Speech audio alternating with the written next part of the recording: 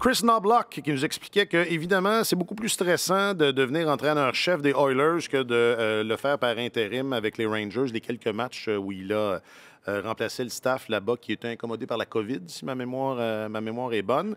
C'était lors de son allocution de présentation, lui qui est le nouvel entraîneur des Oilers.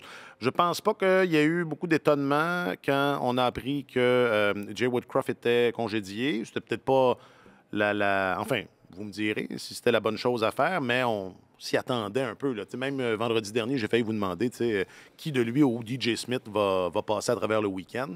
La réponse, c'était DJ Smith. Parce que Jay, ça s'est pas passé pour Jay. Woodcroft, on en a parlé la dernière fois aussi, il ne pouvait plus survivre là, dans le contexte. Il n'y a aucun entraîneur qui va survivre à ça avec une équipe qui a des attentes aussi élevées. C'est impossible. Mais il est victime des circonstances. Parce que c'est pas de sa faute. C'est pas 100% lui. Et à quelque part, non. Je ne pense pas que ce soit justifié. Mais la vie n'est pas juste. Le monde c'est pas loyal. Ce n'est pas loyal. Le succès n'est pas loyal. À ce que tu as accompli. Et ça en est un très bon exemple. Intéressant. Et tout ça, Woodcroft n'aura eu qu'une seule saison entière avec les Oilers quand on y pense. Mais comme tous les anciens entraîneurs des Oilers récemment. Oui, mais malheureusement, tu sais. Puis, comme je le disais la semaine dernière, il a clairement fait franchir un seuil à cette équipe-là, avec ses performances en séries éliminatoires, selon moi.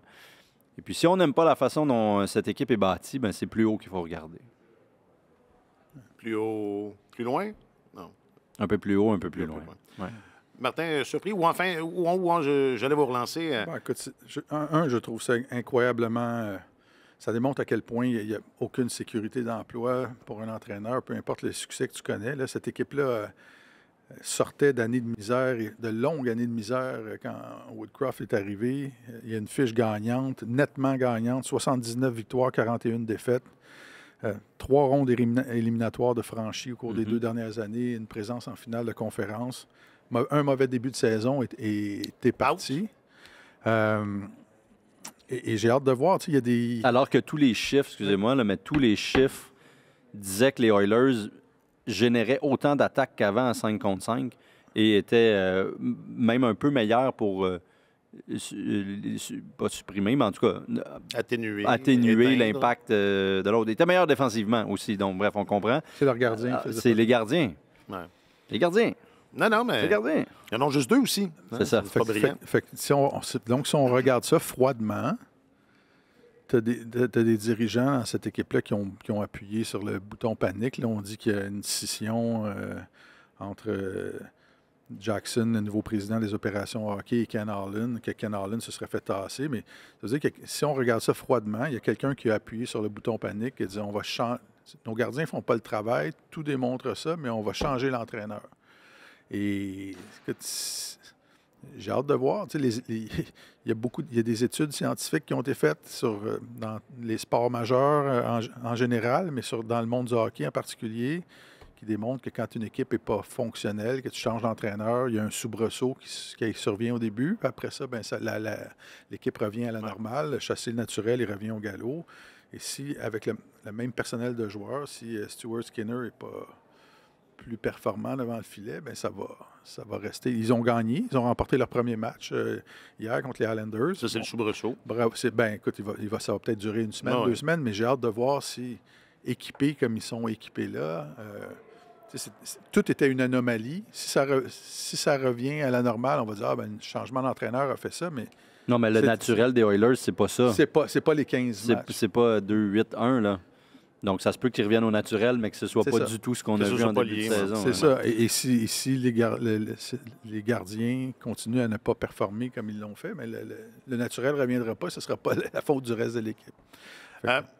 C'est comme une question en 2 temps, mais moi, je m'attendais à ce que ce soit quelqu'un d'expérience, quelqu'un, justement, là, qui débarquerait là avec, je sais pas, là, une certaine aura. Et j'entends que là... Claude Julien. Je pense que tu l'avais identifié, c'est vrai. On aurait aimé ça voir Claude. Ou enfin. Et là, tu parlais de Jackson, le nouveau président. C'est comment? Jeff Jackson, l'ancien le nouveau agent. président. C'est l'ancien agent de Connor McDavid. Chris Knobloch, c'est un ancien entraîneur de Connor McDavid. Mais il y a du monde qui commence à trouver que ça fait bien du... Ils ont engagé sa gardienne aussi, je pense.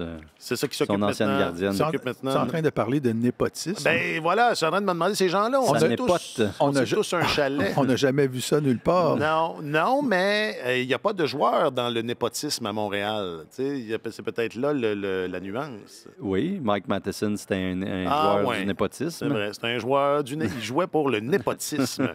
Non, mais est-ce que, bon, en deux temps, est-ce que McDavid emmène trop large? Est-ce une chose qui se peut?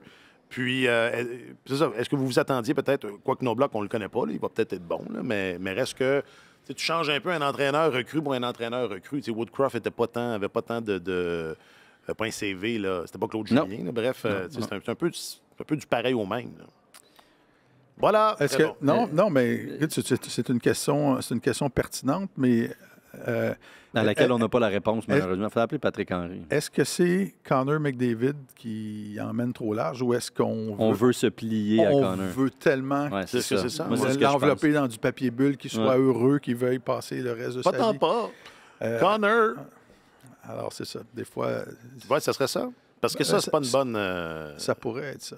Parce que si McDavid n'a rien demandé, mais il y a Jeff Jackson était lié à Chris Knobloch depuis longtemps aussi. Donc, c'est pas une nomination... Ben oui, ils sont tous rencontrés au party chez Connor.